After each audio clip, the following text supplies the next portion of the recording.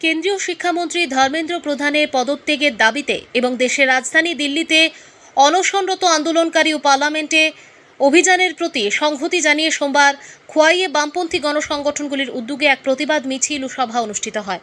এদিন বেলা 12:30 নাগাদ সিপিআইএম জেলা কার্যালয় থেকে পতাকা ও ব্যানারে সুসজ্জিত মিছিল বের হয়। বিভিন্ন গণসংগঠনের নেতাকর্মীদের অংশগ্রহণে মিছিলটি স্লোগানে মুখরিত হয়ে শহরের বিভিন্ন গুরুত্বপূর্ণ পথ পরিক্রমা করে। পুরনো টাউন হল, অরবিন্দ পার্ক অতিক্রম করে মিছিলটি খোয়াই সরকারি দ্বাদশ শ্রেণী বিদ্যালয়ের সামনে পৌঁছালে পুলিশ মিছিলের অগ্রগতি আটকে দেয়। পরবর্তীতে মিছিলটি সেখান থেকে ফিরে কবিগুরু পার্কে এসে এক প্রতিবাদ সভায় মিলিত হয়। সভায় সভাপতিত্ব করেন প্রবীণ বাম নেতা সুখেন্দু বিকাশ দে।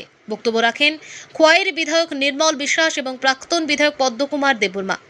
বক্তারা কেন্দ্রীয় শিক্ষানীতি, দিল্লিতে আন্দোলনরতদের ওপর প্রশাসনিক পদক্ষেপ এবং শিক্ষা ব্যবস্থার বিভিন্ন ইস্যু নিয়ে কেন্দ্রীয় সরকারের সমালোচনা করেন। পাশাপাশি আন্দোলনকারীদের দাবির প্রতি সংহতি জানিয়ে গণ আন্দোলন আরও জোরদার করার আহ্বান জানান।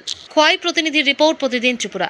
দেশের সঙ্গে আমাদের রাজ্যেও বিশেষত আমরা বামপন্থীরা আজ রাজ্যের প্রত্যেকটি মহকুমা সদরে আমরা মিছিল, জমায়েত ইত্যাদি সংগঠিত করছি। আমরা আমাদের এই খোয়াই শহরেও আজ মিছিল সভা সংগঠিত করতে চলেছি।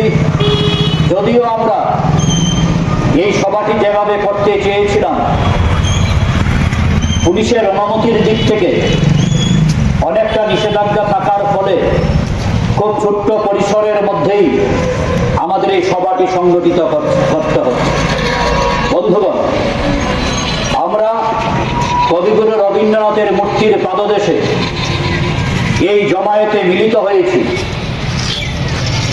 যে রবীন্দ্রনাথ বারে বারে ফ্যাসিবাদের বিরুদ্ধে, স্বৈরাচারের বিরুদ্ধে তার কলম ধরেছিলেন। আজকের ভারতবর্ষে যখন স্বৈরাচার, ফ্যাসিবাদের পদধ্বনি আমরা শুনছি, যখন গোটা দেশে এবং আমাদের রাজ্যেও এই ডাবল ইঞ্জিনের জমানায় মানুষের গণতান্ত্রিক আন্দোলন, প্রতিবাদ করবার অধিকার, কথা বলবার অধিকার, সেগুলিকে সংকুচিত করবার, সেগুলিকে কেড়ে নেওয়ার চেষ্টা করা হচ্ছে, এই জায়গায় দাঁড়িয়ে আমরা কবিগুরু রবীন্দ্রনাথের মূর্তির পাদদেশে দাঁড়িয়ে রবীন্দ্রনাথের প্রতি শ্রদ্ধা রেখে বলছি যে মানুষ সর্বশক্তিমান, মানুষই বলে শেষ কথা। আজকে যারা এই